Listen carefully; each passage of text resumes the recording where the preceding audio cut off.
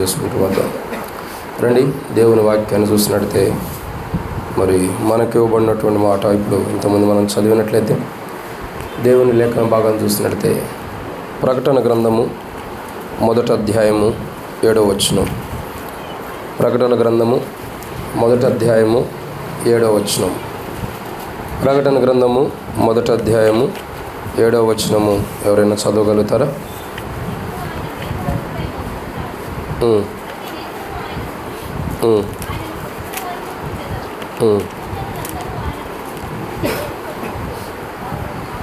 చాలా కాబట్టి ఇక్కడ దేవుని వాక్యాన్ని చూసినట్టయితే బైబిల్లో మనం చూస్తున్నటువంటి మాట ప్రకటన గ్రంథం 1వ అధ్యాయం 7వ వచనంలో మనం గమనించినట్లయితే యేసుక్రీస్తు ప్రభువారి యొక్క రాకడ సమీపిస్తున్నటువంటి పరిస్థితి మనం చూస్తున్నాం. యేసు ప్రభువారి యొక్క రాకడలో బహిరంగ రాకడ ఒకప్పుడు అది ప్రజలందరికీ తెలియపరచబడింది, కానీ అర్థం కాని స్థితిలో ప్రజలు ఉన్నారు. ఇప్పుడు అర్థం చేసుకున్న అనుభవంలో ప్రజలు ఉన్నారు. ఇప్పుడు యేసు ప్రభువారి యొక్క రాకడ సమీపిస్తుంది. ఆయన రాకడ సమీపిస్తున్నప్పుడు మనం జాగ్రత్తగా ఉండాలి. కాబట్టి మత్తయి సువార్తలో ప్రభు అంటాడు, మీరు అనుకున్న గడియల్లో మనుష్య కుమారుడు వచ్చును కనుక మీరును సిద్ధంగా ఉండండి. కొద్దిగా బేస్ తగ్గించుకున్నాను, ఆ వాయిసే బేస్ ఉండేది. కాబట్టి మనం సిద్ధంగా ఉండాలని ప్రభు సెలవిస్తున్నాడు. ప్రభు రాకడ సమీపిస్తుంది. ఇక్కడ ఎవరు అశ్రద్ధగా ఉండునో, యజమానుడు రాక ఆలస్యం అవుతుందని ఎవరు అశ్రద్ధగా ఉండునో అట్టి దాసునికి శ్రమ అని బైబిల్లో రాయబడుతూ వచ్చింది. దాసుడైనా దాసురాలైనా. ఇక్కడ మనం గమనించాల్సిన కోణం ఏంటంటే ప్రకటన 1:7లో రాయబడిన అనుభవం ఏంటంటే ప్రభు యొక్క బహిరంగ రాకడని తెలియపరుస్తుంది. సో యేసు ప్రభువారి యొక్క బహిరంగ రాకడలో ఆరాధనలో చూస్తూ వచ్చాం కదా, యేసుక్రీస్తు ప్రభువారి యొక్క బహిరంగ రాకడలో మనమైన పరిశుద్ధులైన ఉన్నప్పుడు జరిగేవి. మొదటిగా ఏం జరుగుతుంది? మొట్టమొదటిగా జరిగేది ఏంటి? మనం ఆయన రూపాంతరంలోకి వెళ్తున్నాం, అంతే కదండి. తర్వాత అంటే ఇది చెబుతాడు అని చెప్పి అది పక్కన పడేసిరా? కాదు, రెండు ఉండాలి. మొట్టమొదటిగా ఆయన బహిరంగ రాకడలో మనం ఉన్నప్పుడు, అంటే బహిరంగ రాకడ అంటే ఒలివల కొండ మీదకి ఆయన వచ్చేటప్పుడు ఆయనతో పాటు పరిశుద్ధులుగా ఉన్నప్పుడు జరిగేది ఏంటి? మొదటిగా ఆయన రూపాంతరంలోకి వెళ్తున్నాం. 2 ఆయనలో ఐక్యత కలిగి ఉంటున్నాం. 3 శ్రమల నుంచి విడుదల పొందుతున్నాం. 4 బాధలు లేవు, అంతేనండి. బాధ లేదు, శ్రమ లేదు. తర్వాత 5 క్రీస్తుతో కూడా రాజ్యం వెళ్ళినటువంటి అనుభవం, అంటే ఒక విశ్వాసి క్రీస్తుతో విజయాన్ని పొందిన అనుభవం, క్రీస్తుతో పాటు విజయం పొందినటువంటి అనుభవంలోకి వస్తున్నాడు. 6గా చూస్తున్నట్టే అది కొద్దిగా గుర్తుపెట్టుకోండి. మహిమాన్వితమైన, అంటే ఒక మాటలో చెప్పాలంటే పరలోకములో ఉన్న మహిమ మనకు అనుకరించబడింది. ఆ పరలోక మహిమతో మనం నింపుతున్నాడు అన్నది. సో 7వదిగా మనం చూసినట్టయితే ప్రభు నుండి విడిపోయినటువంటి బంధం. ఇది మనము మన జీవితాల్లో క్రీస్తులో మనం ఉన్నప్పుడు ప్రభు ద్వారా మనకు అనుగ్రహించబడుతున్న సన్నివేశం. కాబట్టి ఇది మనం ఆ యేసుక్రీస్తు ప్రభువారి బహిరంగ రాకడ అంటే యేసు ప్రభువారు మధ్యాకాశాన్ని కొనుక్కోబడినప్పుడు, సంఘంగా మనం ఎత్తబడినప్పుడు, తర్వాత ఒలివల కొండ మీదకి వచ్చేటప్పుడు పరిశుద్ధులు వస్తున్నప్పుడు జరిగే సన్నివేశాన్ని ఇక్కడ మనం చూస్తూ వచ్చాం. వచ్చేవారు ఎలా ఉంటారు, ఆయనతో పాటు వచ్చినప్పుడు మనం ఎలా ఉంటామని. సో ఇక్కడ గమనించాల్సిన ఇంకో కోణం ఉంది. ఏంటంటే ప్రకటన 1:7లో యేసుక్రీస్తు ప్రభువారు బహిరంగ రాకడ ఉంది. యేసుక్రీస్తు ప్రభువారి బహిరంగ రాకడలో జరిగేవి ఏమిటి అర్థమవుతుందండి? యేసుక్రీస్తు ప్రభువారి యొక్క బహిరంగ రాకడలో జరగబోతున్నవి అనుకోవచ్చు, జరిగేవి ఏంటి అన్నది కూడా చూడవచ్చు. జరగబోతున్నవైనా జరిగేవైనా రెండు ఒకటే కోణం. అసలు ఏం జరగబోతున్నాయి ఎందుకు అంటే, సో ఇప్పుడు మనం ప్రభు యొక్క శరీరంలో పాల్గొంటున్నాం. పౌలు అంటాడు కొరింథీయులకు రాస్తూ 11వ అధ్యాయంలో, అపోస్తలుడైన పౌలు కొరింథీయులకు రాసిన మొదటి పత్రిక 11వ అధ్యాయంలో, ఎవడు అయోగ్యంగా ప్రభు యొక్క శరీరం తిననో, ఎవడు అయోగ్యంగా ప్రభు యొక్క రక్తంలో పాల్గొన్నో వాడు దేని కొరకు పాల్గొంటున్నాడు? శిక్షావిధి కొరకని పౌలు సెలవిస్తూ వస్తున్నాడు. అంటే ఇక్కడ గమనించాల్సిన కోణం ఏంటంటే, మనం శిక్ష పొందినప్పుడు ఆయన బహిరంగ రాకడలో ఆయనతో పాటు మనం ఎలా ఉండగలుగుతాం? ఇప్పుడు మృతులు తమ మృతుల్ని పాత పెట్టుకుంటారని బైబిల్లో ఉంది. సో మనం మృతమైన వారం అయితే ఆయన సజీవుడు కాబట్టి ఆయనతో పాటు మనం ఎలా ఉంటాం? ఆయన సజీవుడైన ప్రకారం మనమును కూడా సజీవులుగా ఉండాలి. అదే బైబిల్ అంటుంది, ఆయన వెలుగులో ఉన్న ప్రకారం మనమును వెలుగులో నడిచిన యెడల అన్యోన్య సహవాసం కలవారమే ఉంటాం. సో ఆయన వెలుగులో ఉండాలే, నాకు రక్షణ ఇచ్చేళ్ళే, నేను ఎట్టైనా తిరుగుతానంటే కుదరదు. సో ఆయన జీవం కలిగి ఉన్నాడు, మనం కూడా జీవం కలిగి ఉండాలి. ఇదిగో నేను మృతున్నైతిని కానీ యుగయుగములు సజీవుడై ఉండాను అన్నాడు. పేరుకే మృతుడిగా చేయబడ్డాడు, మృతము అనే శరీరం ఆ యొక్క మరణాన్ని పొంది మృతుడై ఉన్నాడు అనే పేరు మాత్రమే, కానీ ఆయన మృతుల్లో లేడు. అందుకే మీరు ఎందుకు మృతుల్లో ఆయన వెతుకుతున్నారు? ఆయన సజీవుడై ఉన్నప్పుడు మీరు ఎందుకు మృతుల్లో వెతుకుతున్నారు? సో ఇక్కడ గమనించాల్సిన కోణం ఏంటంటే, ఆయన మృతుల్లో లేడు, ఆయన సజీవుడిగా ఉంటాడు. మనము సజీవులుగా ఉండాలి. మనం వెలుగులో ఉండాలి తప్పగా, ఆయనతో పాటు అన్య సహవాసం కలిగిన వెలుగులో ఉండాలి తప్పగా చీకట్లో ఉండకూడదు. సో ఇక్కడ వర్తమానం యొక్క సారాంశం మనం గమనించాలి. ప్రభువులకి దగ్గరికి వెళ్ళినప్పుడు మనలో వెలుగు ఉండాలి, చీకటి ఉండకూడదు. ఆయనతో అన్యోన్య సహవాసం కలిగిన వారు ఉండాలి. ఆయన జీవం మనలో ఉండాలి. అయితే మరణించిన అనుభవం ఉండి క్రీస్తుతో లేపబడి జీవం కలిగిన అనుభవం ఉండాలి. అయితే ఇట్లాంటి అనుభవం కలిగి ఉన్నప్పుడు ఆయన బహిరంగ రాకడలో మనం ఉంటే ఏం జరుగుతాయి అన్నది 7 విషయాలు చెప్పబడి. ఇప్పుడు ఈ అనుభవాలు లేకపోతే ఒక మాటలో చెప్పాలంటే, యేసుక్రీస్తు ప్రభువారి బహిరంగ రాకడలో జరగబోతున్నవి ఏంటంటే ఒక 7 విషయాలు ఉన్నాయి. ఇవి ఖచ్చితంగా మన జీవితాల్లో సరిదిద్దుకోకపోతే మనం విడవబడినా జరగవచ్చు, లేదంటే విడవబడినటువంటి ప్రజలకు కూడా జరుగుతుంది. వారి జీవితాల్లో జరిగేవి ఇవన్నీ కూడా మన జీవితాల్లోకి ఎలాంటి రాకూడదంటే, మనం ఫస్ట్ ఆఫ్ ఆల్ ఏం చేసానంటే, ఏ పునాది మీద వేయబడ్డామో, ఏ పునాది మీద కట్టబడ్డామో, ఏ ప్రమాణం అయితే, ఏ ఒడంబడికడైతే క్రీస్తుతో మనం రక్షణ అనుభవంలో మొదట అనుభవంలోకి వచ్చినప్పుడు చేస్తూ వచ్చామో దాన్ని ఇప్పుడు కాపాడుకున్నామనే సరిదిద్దుకోవాలి. తప్పిపోతే సరిదిద్దుకోవాలా, లేకపోతే మన జీవితాలు విడవబడితే అది కష్టంగా ఉంటుంది. అర్థమవుతుందండి. దావీదు రాజు దేవునికి హృదయానుసారుడు. తప్పు చేస్తే దేవుడు వదిలిపెట్టాడా? ఓన్లీ నా వాడేలని వదిలిపెట్టాడా? అందుకే బైబిల్ ఉంది, దేవుడు పక్షపాతి కాదు, ఎప్పటికీ పక్షపాతి కాడైనా. సో అందరికీ సరి సమానమైన తీర్పు తీరుస్తాడు. అందుకే అంటాడు కదా, భక్సింగ్ గారి యొక్క అనుభవాలు భక్సింగ్ గారు చెప్పింది ఏంటంటే, ఆల్ ఆర్ ఈక్వల్. అంటే అర్థం ఏంటండి? అందరూ సమానమైన వారే, ఒకరు ఇచ్చని ఒకరు తగ్గని ఏం లేదు. సంఘంలో అందరూ సమానమైన వారే కదా. బయట మనం భిక్షమెత్తుకుంటున్నా సంఘంలోకి వచ్చేదానికి మనం అందరితో సమానులే. బయట మనం గెజిటెడ్ ఆఫీసర్లమైనా సంఘంలోకి వచ్చేదానికి అందరితో సమానులమే. కాబట్టి క్రీస్తులో అంత సమానమే. కానీ మన జీవితం క్రీస్తు నుండి తొలగిపోయి, ఒక్కసారి వేయబడిన పునాది నుండి తొలగిపోయి మరలా ఆయన్ని సిలువ వేస్తూ ఉంటే చివరికి మన జీవితాలు దారుణంగా ఉంటాయి.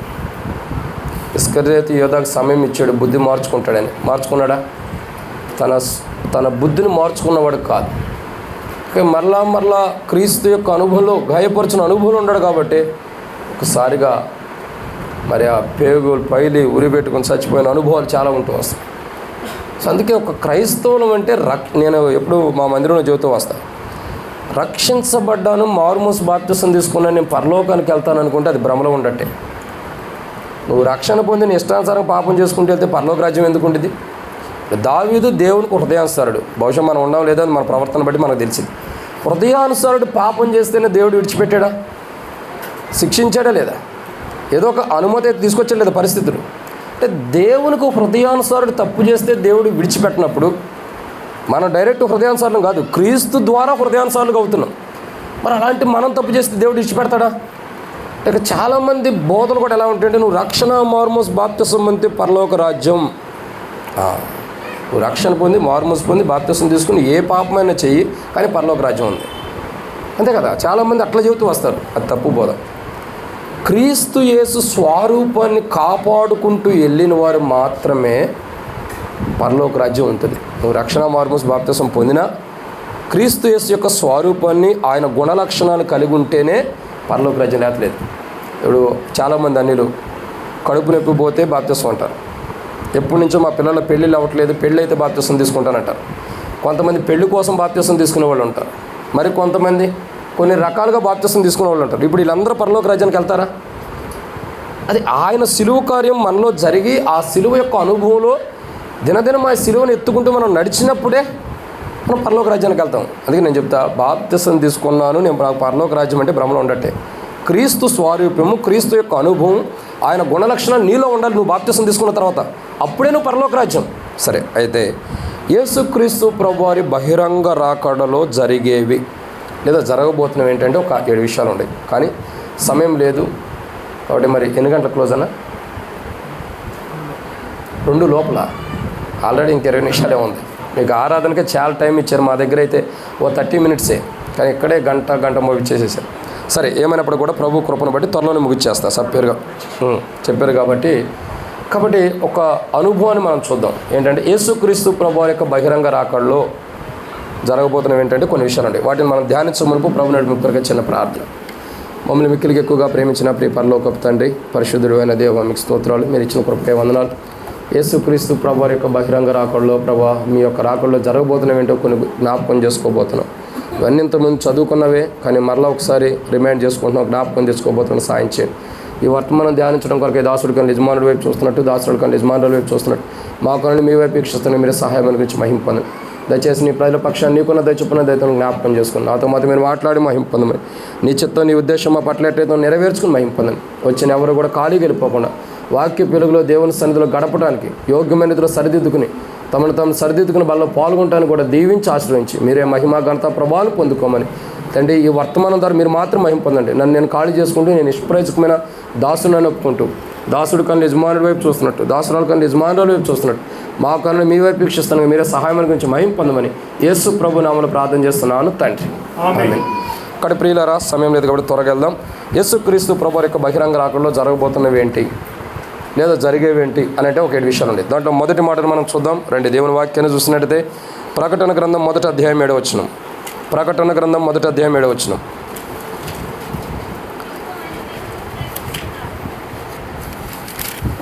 చదవండి అక్క, కొద్ది పెద్దగా చదవండి.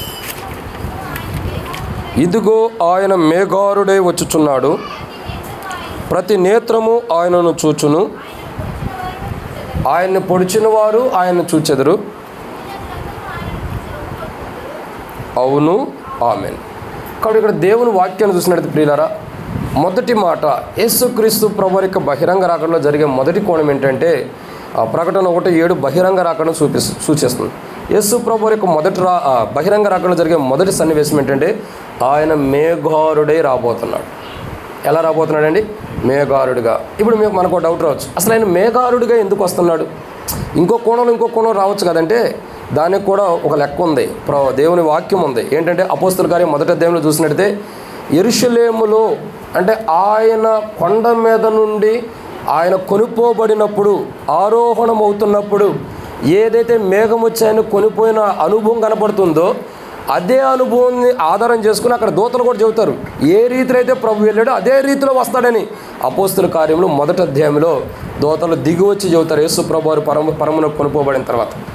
అప్పుడు అక్కడ రాయబడిన మాట నెరవేర్చబడటానికి ఆయన మేఘారుడే వచ్చుచున్నాడు. అంటే ఎట్లయితే ఆయన కొనుక్కోబడ్డాడో, ఎట్లయితే ఆయన కొనుక్కోబడిన అనుభవం ఉందో అట్లాగా ఆయన రాబోతున్నాడు. ఎలా కొనుక్కోబడ్డాడు? అపోస్తలుల కార్యంలో 1వ అధ్యాయం.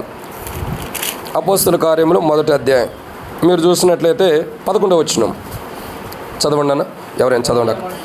గలిలయ మనుషులారా మీరెందుకు నిలిచి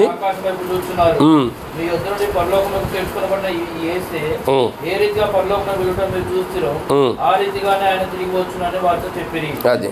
కాబట్టి ఇక్కడ మనం గమనించాల్సిన కోణం ఏంటంటే ఏ రీతిగా ఆయన కొనుక్కోబడ్డాడో, ఏ రీతిగా కొనుక్కోబడ్డాడు అంటే 9వ వచనంలో ఉంది. ఈ మాటలు చెప్పి వారు చూచుచుండగా ఆయన ఆరోహణమైన అప్పుడు వారు కన్నులకు కనబడకుండా ఒక మేఘం ఆయన్ని, అది ఏ రీతిలో అయితే ఆయన కొనుక్కోబడ్డాడు ఆ రీతిలో రాబోతున్నాడు. ఆయన మేఘారుడుగా, మేఘము ద్వారా కొనుక్కోబడ్డాడు, మేఘారుడుగా రాబోతున్నాడు. సో ఇక్కడ గమనించాల్సిన కోణం ఏంటంటే యేసు ప్రభువారి యొక్క బహిరంగ రాకడలో జరిగే మొదటి కోణం ఆయన మేఘారుడే రాబోతున్నాడు. ఎందుకు మేఘారుడే వస్తున్నాడంటే మేఘము ద్వారా కొనుక్కోబడ్డాడు కాబట్టి మేఘారుడుగా రాబోతున్నాడు. సో మేఘారుడుగా ఎందుకు వస్తున్నాడంటే దీనికి కారణం అదే. దూతలు వచ్చి చెబుతున్నారు, గలిలయ మనుషులారా మీరు ఎందుకు ఇక్కడ ఎదురు చూస్తున్నారు? ఆయన ఏ రీతిగా అయితే వెళ్ళాడో ఆ రీతిగానే వస్తాడంటే ఎట్లయితే మేఘం ఆయన కొనిపోయిందో అదే రీతిలో మేఘారుడే ఆయన రాబోతున్నాడు. ఆయన రాకడ, ఆయన బహిరంగ రాకడలో జరగబోతున్న మొదటి పరిస్థితి ఏంటంటే ఆయన మేఘారుడే వచ్చుచున్నాడు. ఆయన మేఘారుడే వచ్చుచున్నాడు. చూడండి, ఆయన మేఘారుడుగా వస్తున్న సమయంలో, ఆయన మేఘారుడుగా ప్రత్యక్షమవుతున్నప్పుడు, ఆయన మేఘారుడుగా భూమి మీదకి వస్తున్నప్పుడు, అంటే అలాంటి అనుభవంలో ఆయన వచ్చినప్పుడు ఖచ్చితంగా మానవుడి జీవితాల్లో భయంకరమైన పరిస్థితులు ఎదురవుతాయి. అవి భయంకరమైన పరిస్థితులు ఎదురవుతాయి. కష్టతరమైన పరిస్థితులు ఎదురవుతాయి, బాధకరమైన పరిస్థితులు ఎదురవుతాయి, దుఃఖకరమైన పరిస్థితులు ఎదుగుతాయి. అందుకే బైబిల్ అంటుంది కదా, ఆ దినమున పాలిచ్చు స్త్రీలకు శ్రమ, గర్భిణీ స్త్రీలకు శ్రమ.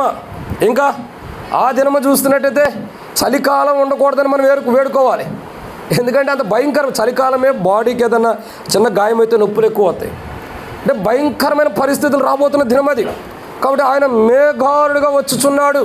కాబట్టి ఆయన మేఘారుడుగా వచ్చేటప్పుడు ఆ దినము భయంకరమైనది ఉండబోతుంది. కాబట్టి ఏ మానవుడు తప్పించుకోవడానికి అవకాశం ఉండదు. సో తప్పించుకునేవారు ఎవరైనా ఉన్నారు, తప్పించుకునేవారంటే మనమే. రక్షణ మారుమోసు బాప్తిసం పొందిన మనం తప్పక ఆ సమయంలో తప్పించుకోగలిగిన వాడు ఎవరు? కాబట్టి ఎందుకంటే యేసు ప్రభువారు రాకడ సమీపిస్తుంది. ప్రతి మనిషి తను సంసిద్ధులుగా చేసుకుని సిద్ధపడి ఉండాల్సిందే. ఎవరికి వారు సిద్ధంగా ఉండాల్సిందే. అనుకుంటారు కదా, అన్న మా అబ్బాయి రక్షించబడలేదు, మా తమ్ముడు రక్షించబడలేదు, మా కుటుంబం రక్షించబడలేదు. నేను తప్పని అంటలా, అది నీ భారము. కానీ ప్రాముఖ్యత ఏంటంటే నీకై నువ్వు సిద్ధపడాలి, నాకై నేను సిద్ధపడాలి, నీకై నువ్వు ఎవరికి వారు సిద్ధపడి ఉండాలి. ఎందుకంటే ఆయన మేఘారుడే వచ్చుచున్నాడు. ఏ మేఘం ద్వారా ఆయన కొనుపబడ్డాడో అదే రీతిలో ఆయన వచ్చుచున్నాడు. కాబట్టి ఏం చేయాలి మనం? ఆ దినం భయంకరమైందంట. ఆ దినమనేను ఆ గడియనను ఎవరో తెలుసు చెప్పండి? ఎవరికి తెలియదు. యేసు ప్రభు అన్నాడు, ఆ దినమైనను ఆ గడియనను దూతలకైనాను కుమారునికైనాను తెలియదంట. మరి ఎవరో తెలుసు? తండ్రికి మాత్రమే తెలుసు. అందుకే యేసు ప్రభు భూమి మీద ఉండేప్పుడే చెబుతాడు, ఆ గడియ తండ్రికి మాత్రమే తెలుసు. నాకు తెలిసిన గడియ నేను చెప్పగలుగుతా, కానీ అది తండ్రికి మాత్రమే తెలుసు. కాబట్టి మీరేం చేయాలా? మేము ఇంతకుముందు కూడా చెప్పాం, మత్తయి సువార్త 24:44 ఉంది, మీరు అనుకున్న గడియలో మనిషి కుమారుడు వస్తాడు. ఎందుకంటే ఆ గడియ తండ్రి చేతిలో ఉంది, అది తండ్రి స్వాధీనంలో ఉంది. తండ్రి ఎప్పుడు పంపిస్తే అప్పుడు కుమారుడు వస్తాడు. కాబట్టి నేను ఎప్పుడు వస్తానో మీకు తెలియదు, కాబట్టి మీరు సిద్ధంగా ఉండండి అని నువ్వు చెబుతూ వస్తున్నాడు. ఒకనో ప్రాంతంలో వర్తమానం చెబుతున్నాడు ఒక సేవకుడు. ఇట్లా వర్తమానం చెబుతుంటే స్టేజ్ ఉంది, స్టేజ్ మీద పులిపేట మీద వాక్యం చెబుతున్నాడు.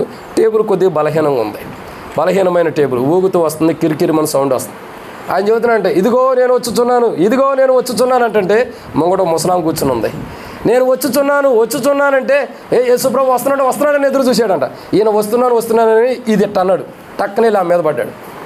ఎందుకంటే ఏమైంది, ఈ టేబుల్ ఇరిగిపోయింది, బలహీనమైన టేబుల్ కదా.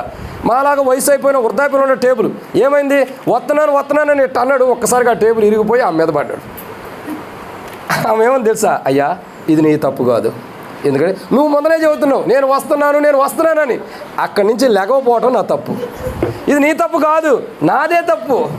అంటే ఏంటంటే యేసు ప్రభువు అక్కడ సమీపంగా ఉంది. అది 100% ఆయన రాబోతున్నాడు, అది వాస్తవం. ఎవరెవరన్నా కాదన్న, మేఘారుడే వచ్చుచున్నాడు. ఆ దినమున శ్రమగా ఉంచబోతున్నాడు. అది భయంకరమైన శ్రమతో కూడిన దినం.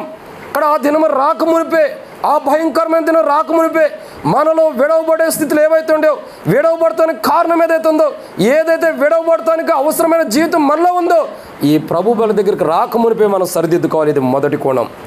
నాకు ఇచ్చిన సమయంలో చాలా అయిపోయింది. రెండో మాట చూద్దామండి త్వరగా.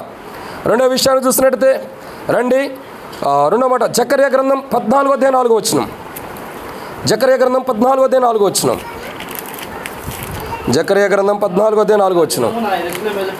ఆ దినమున యెరూషలేము ఎదుట తూర్పు తట్టున ఒలీవల కొండ మీద ఆయన పాదములుంచగా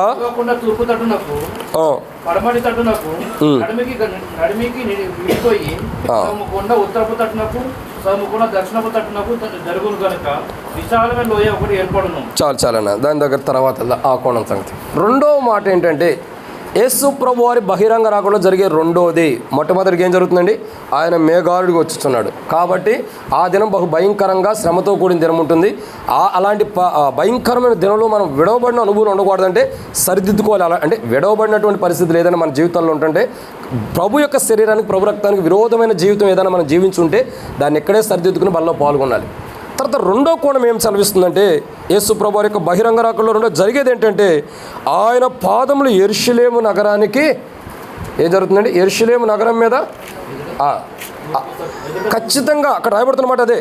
ఆయన పాదములు యెరూషలేము నగరమునకు వస్తున్నాయి. ఏ యెరూషలేములో అయితే ఆయన్ని సిలువ వేశారు, ఏ యెరూషలేము ప్రాంతంలో అయితే ఆయన బరువు సిలువను మోసుకుంటూ గరుకురాళ్ళ మార్గంలో బరువు సిలువను మోసి ఆ యొక్క కొండనెక్కుతూ వచ్చాడు, ఆ యెరూషలేములో ఆ యెరూషలేము ప్రాంతాల్లో ఉన్న ఒలీవ కొండకి ఆయన కాళ్ళు రాబోతున్నాయి, ఆయన కాళ్ళు తాకబోతున్నాయి. సో అది భయంకరమైన పరిస్థితి. చాలామంది సైంటిస్టులు చెప్పినటువంటి మాట ఏంటంటే ఒలీవల కొండ మీద ప్రజెంట్ 5 స్టార్ హోటల్ కట్టాలని ప్లాన్ చేశారంట. రీసెంట్గా కొంతమంది రీసెర్చ్ చేసి చెప్పింది ఏంటంటే ఈ కొండ అతి త్వరలోనే పగిలిపోబోతుంది. ఏం చెప్పారు? ఈ కొండ అతి త్వరలో పగిలిపోబోతుంది. దానికి కారణం ఏంటన్నది ఆ సైంటిస్టులు వెతికితే బైబిల్లో చెప్పబడిందంట. జకర్యా గ్రంథం 14:4 ఉన్నది వాస్తవం. ఏంటి? ఆయన త్వరలో రాబోతున్నాడు. ఆయన కాళ్ళు ఒలీవల కొండ మీద నిలబడబోతున్నాయి. కొండ 2 భాగాలుగా చీలబోతుంది. ఇది వాస్తవం. ప్రియులరా, యేసు ప్రభువు రాకడంటే అంత సామాన్యమైనది కాదు. ఎంతో ప్రమాదంతో కూడినటువంటి విధానంలో మానవులకి జీవితాలకు ప్రమాదంతో కూడినది. ఎందుకు ఆ మాట అంటున్నానంటే రక్షించబడిన వాడు తప్పించబడుతున్నాడు, రక్షించబడిన వాడికి ప్రమాదకరంగా ఉంటుంది. ఇక్కడ ఈరోజు మనం గమనించాల్సిన రెండో కోణం ఏంటంటే ఆయన పాదములు యెరూషలేము నగరాన్ని తాగుతున్నాయి. అంటే ఒక మాటలో చెప్పాలంటే ఆ తూర్పున ఉన్న ఆ యొక్క ఒలీవల కొండ మీద ఆయన పాదాలు నిలుస్తున్నాయి. ఆయన నిలిచేవాడుకుంటున్నాడు. ఎప్పుడైతే ఆయన నిలుస్తున్నాడో ఆ యొక్క పాదాలు ఒలీవల కొండ మీదకు వచ్చినప్పుడు గొప్ప అద్భుతం జరగబోతుంది. ఆ కొండ మీదకి ఎవరితో వస్తున్నాడు? ఎవరితో వస్తున్నాడంటే పరిశుద్ధులతో వస్తున్నాడు. ఆ కొండ మీద పరిశుద్ధులతో ఎందుకు వస్తున్నాడంటే నాకు సమయం లేదు కాబట్టి రిఫరెన్స్ చెప్పడానికి టైం లేదు, ప్రార్థన గ్రంథం మీరు చదవండి. ఎందుకంటే ఆయన ఎందుకు వస్తున్నాడంటే ఒలీవల కొండ మీదకి అక్కడ 2 బాయలుగా చీల్చబడుతుంది. ఆ బాయలుగా చీల్చబడిన కొండ మధ్యలో ఒక లోయ ఏర్పడుతుంది. దాన్నే బైబిల్ జ్ఞానులు యెహోషాపాతు లోయ అంటారు. ఆ యెహోషాపాతు లోయలోకి సాతాను నమ్మి ఇశ్రాయేలు ప్రజలు వాడు చేసిన అద్భుతాలు అబద్ధపు క్రీస్తుని నమ్మి వాడు చేసిన అద్భుతాలన్నీ కూడా నమ్మి వాడే మెస్సీయని నమ్మిన తర్వాత అబద్ధపు క్రీస్తు అపవిత్రమైన జంతువుని పెట్టిన తర్వాత వాడితో తిరగబడి వానికి విరోధంగా దేవుని ప్రజలైన వారు లేచి మరలా వాని మీద ఆ యుద్ధం చేయడానికి కూడినప్పుడు వాడు దేవుని ప్రజలను తరుముతూ వచ్చినప్పుడు ఆ ఒలీవల కొండ మధ్యలోకి వస్తారు. అక్కడ మీకాయలు దూతలు పరిశుద్ధుల వైపు యుద్ధం చేసి సాతాను ఓడించి 1000 ఏండ్లు ఏం చేస్తారండి? నరకంలో బంధిస్తారు. కానీ ఇక్కడ గమనించాల్సిన కూడా ఏంటంటే ఆయన బహిరంగ రాకడ ఎంతో భయంకరంగా ఉంటుంది. ఆయన మేఘాడుకు వస్తున్నాడు. ఆ దినమున శ్రమతో కూడింది. 2 ఏ యెరూషలేములో అయితే ఆయన్ని సిలువేశారు, ఏ యెరూషలేము ప్రాకారంలో అయితే ఆయన బరువు సిలువను మోసాడు, అదే యెరూషలేములో ఆయన కాలు పెట్టబోతున్నాడు. భయంకరమైన పరిస్థితి ఆ దినమున, దారుణంగా ఉండబోతున్న దినం అది. ఎందుకు పెట్టబోతున్నాడు అంటే చాలా ప్రాముఖ్యత. ఒకప్పుడు ఆయన వచ్చినప్పుడు ఎలా వచ్చాడు? మనకు అప్పుడప్పుడు ఫేస్బుక్లో, యూట్యూబ్లో, గూగుల్లో చూపిస్తారు. యేసు ప్రభు వారి గురించి గొర్రెపిల్ల స్వభావం చూసినట్టే మరలా రెండో రాకడ మొదటి రాకడ గురించి చూసిన కొన్ని ఇమేజెస్ వస్తాయి. ఏంటంటే ఒకటేమో గొర్రెపిల్ల కనపడింది, ఇంకోటేమో సింహం కనపడింది. కారణం ఏంటి? గొర్రెపిల్ల స్వభావంగా వచ్చాడు. ఒకప్పుడు నువ్వు తిట్టినా, కొట్టినా, అవమానించినా, గాయపరిచినా, ఆయన ముఖం మీద ఉమ్మేసినా, ఆయన తలకు మొలకిరిన పెట్టి గుచ్చినా, ఆయన తిట్టినా, బాధపరిచినా, ఆయన అమ్మివేసినా సహించాడు ఒక దినమున. కానీ రాబోతున్న దినం అలాంటిది కాదు. రాబోతున్న దినం బహు భయంకరమైన దినం. అది చాలా కఠినమైన దినం. ఆ దినమున గొర్రెపిల్ల స్వభావంతో కాదు వచ్చేది. ఆ దినం వచ్చేది ఎలాగొస్తున్నాడండి? యోధా గోత్రపు సింహముగా వస్తున్నాడు. గర్జించు సింహం వలె సాతానుడి లోకంలో ఎవరు మింగుతున్నారని చూస్తున్నాడు. కానీ ఆయన వచ్చే విధానం చూడగా యోధా గోత్రపు సింహముగా ఎందుకు వస్తున్నాడంటే వాని క్రియలు చొప్పున ప్రతి వానికి లెక్కను బట్టి వారికి తీర్పు తీర్చడానికి. ప్రకటన 22:12 ఉంది. ఇదిగో వాని క్రియలను బట్టి ప్రతి వానికి చూడకు నేను సిద్ధపరిచిన జీతం నా యొద్ద ఉంది. ప్రతి వాని జీతం, ప్రతి వాని శాలరీ, వాని క్రియలను బట్టి, వాని ఫలితాన్ని బట్టి, వాని జీవితాన్ని బట్టి బహుమానం ఇవ్వటానికి ఆయన సిద్ధంగా ఉన్నాడు.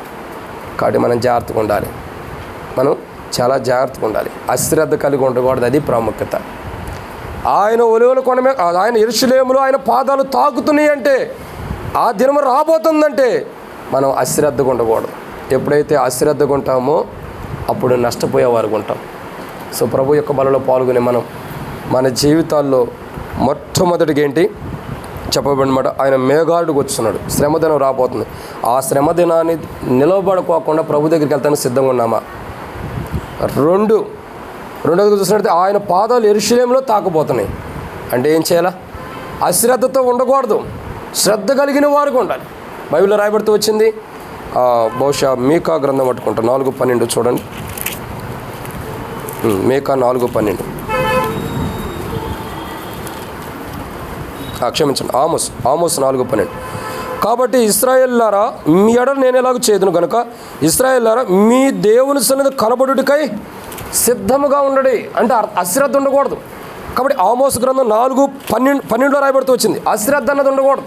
ఎప్పుడైతే అశ్రద్ధ లేకుండా మనం సిద్ధపడి ఉంటామో ఆ రోజు మనకు ధన్యకరంగా ఉండేది ప్రభు వచ్చిన రోజు.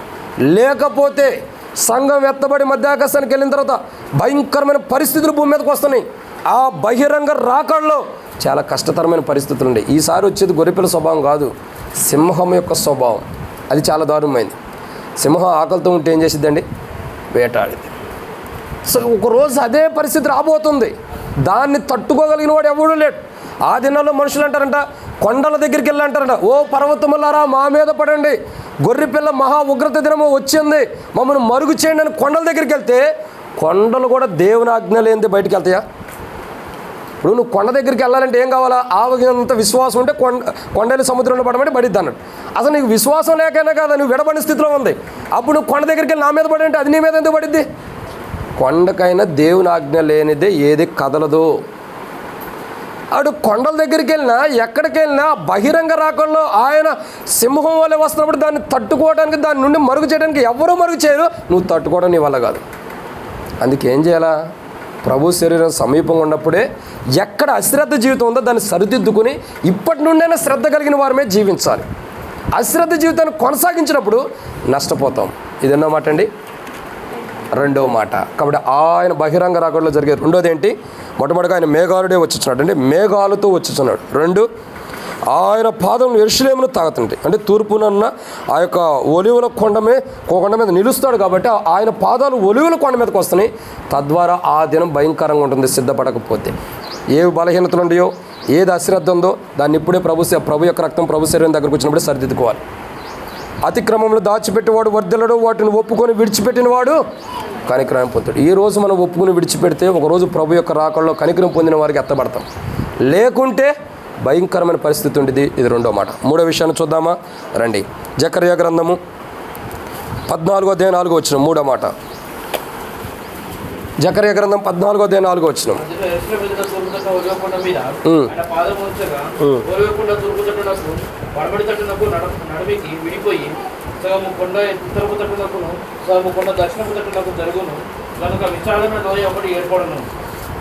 చాలనా. కాబట్టి ఇక్కడ మనం చూస్తున్న ఎన్నో మాట అండి ఇది.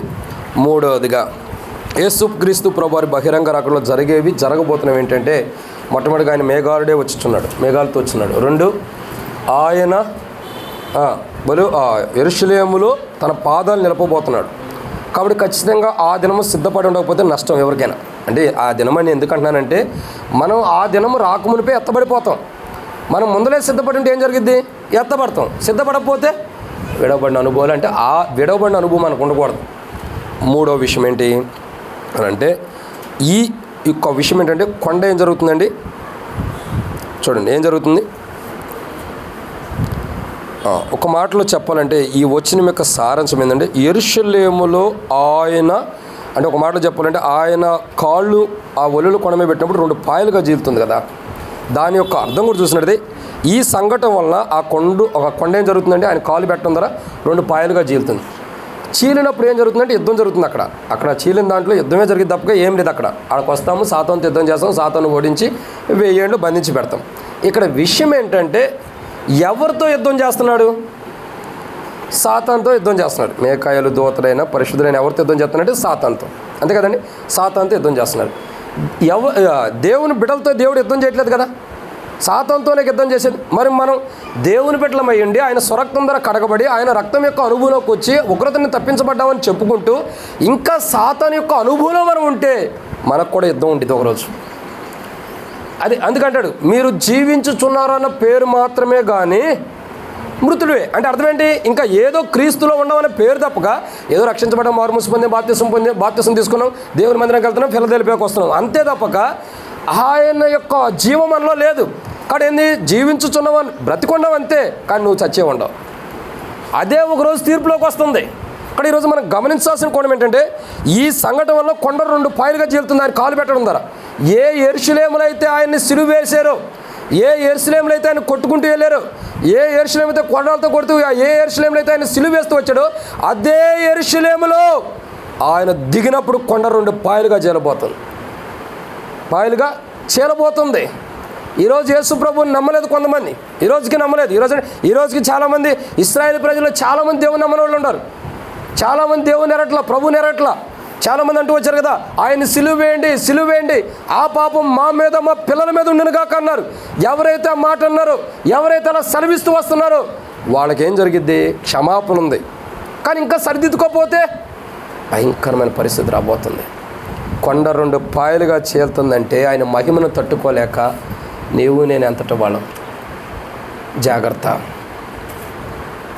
సుమే. మనం ఎట్లా ఉంటామంటే, నన్ను ఇష్టపడే విశ్వాసతోనే పక్కన కూర్చుంటాం, ఇంకొక నన్ను ఇష్టపడిన వాడితో కూర్చోం. మిమ్మల్ని ఇద్దరిని విడదీసే దినం రాబోతుంది. దాన్ని బైబిల్ అంది, నీకు ఇష్టమైన వాడితోనే కాదు, నీకు కష్టమైన వాడితో ఉన్నప్పుడే అది క్రీస్తు యేసు యొక్క స్వభావం. బైబిల్ ఉంది కదా, ఇద్దరు తిరగలు విసురుతున్నారు, ఒకళ్ళు ఏమవుతున్నారు? ఇద్దరు మంచం మీద ఉంటే ఒకళ్ళు ఎత్తపడుతున్నారు, పొలంలో ఇద్దరుంటే ఒకళ్ళు ఎత్తపడుతున్నారు. కానీ మళ్ళీ ఇంటికి వెళ్ళి వస్త్రాలు తెచ్చుకుంటాను, కింద మేడ మీద ఉన్నవాడు కిందకి వెళ్తానంటానికి అవకాశం లేదు. ఎందుకంటే అద్దుగో పెండ్లి కుమారుడు అంటే వెళ్ళాల్సింది అది. ఏ మనుషుడైనా రక్షణ మార్మోస్ బాప్తిసం పొందిన ప్రతి బిడ్డ కూడా అడుగో పెండ్లి కుమారుడు అనగానే ఎదుర్కోవడానికి సిద్ధంగా ఉండాలి. నేను వెళ్తాను, నూనె తెచ్చుకుంటాను, నాకు ఇంకా సిద్ధం కావాలి, సిద్ధుల్లో నూనె లేదంటే మీరెవరో నాకు తెలియదని తలిపేసి చెబుతాడు. మీరెవరో నాకు తెలియదు అంటాడు. ఆ గడియ రాకమునిపే, ఆ దినం రాకమునిపే ప్రభు మనతో మాట్లాడుతున్నప్పుడే సరిదిద్దుకోవాలి మనలో ఉండే లోపాలు ఉంటాయి. ఆ యేసుక్రీస్తు ప్రభు వారి యొక్క బహిరంగ రాకడలో 3వది ఏం జరుగుతుందండి? కొండ ఈ సంఘటన వల్ల, ఆయన కాలు పెట్టే సంఘటన వల్ల కొండ 2 పాయలుగా చీలుతుంది. జాగ్రత్త. కొండ 2 పాయలుగా చీల్చబడిందంటే ఎంత కఠినమైన పరిస్థితి అర్థం చేసుకోండి, ఎంత దారుణంగా ఉంటుందో అర్థం చేసుకోండి. అక్కడ యుద్ధానికే తప్పగా ఆడ ప్రేమకు సాదృశ్యమైంది కాదు ఆ కాలు పెట్టిన అనుభవం, ఆ కొండ చీలటం. దేనికి సంబంధించింది? అది యుద్ధానికే తప్పగా ప్రేమతో కూడిన సన్నివేశానికి కాదు. అక్కడ ఒక మాట చెప్పాలండి, ఆయన ఒలీవల కొండ మీద కాలు పెట్టిందే అబద్ధపు క్రీస్తుతో యుద్ధం చేయడానికి. మన జీవితం అబద్ధంతో కూడిందుకుంటే, మన జీవితం వేషధారంతో కూడిందుంటే, మన జీవితం మాయతో కూడిందుంటే, మన జీవితం మనుషులు మెప్పు కొరకై ఉంటే ఓ రోజు మనతో కూడా దేవుడు యుద్ధం చేస్తాడు. ఎవరో తప్పించుకోవడం అసంభవం. జాగ్రత్త. ఆయన బహిరంగ రాటంటే కఠినంగా ఉంది. ఆయన రాకడ మొదటి రాకడలో ప్రేమ ఉంది, ఆయన బహిరంగ రాకడలో కఠినమైన పరిస్థితులు ఎదురవుతున్నాయి. ఎవరు తట్టుకోలేరు. అశ్రద్ధ ఉండకూడదు, సిద్ధంగా ఉండాలా. తర్వాత ఆయన మనతో యుద్ధం చేస్తాడు కాబట్టి యుద్ధం చేయకముందే మనం ఏం చేయాలా? ఎక్కడ బలహీనత ఉందో అది సరిదిద్దుకోవాలి. ఇప్పుడు మన సంఘంకి ఎత్తబడతాం, తద్వారా మనకు ఆ తీర్పు రాదు, ఆ అనుభవంలోకి రావని అర్థం. 4వ విషయాన్ని చూద్దామా రండి, సమయం అయిపోయింది. 4వ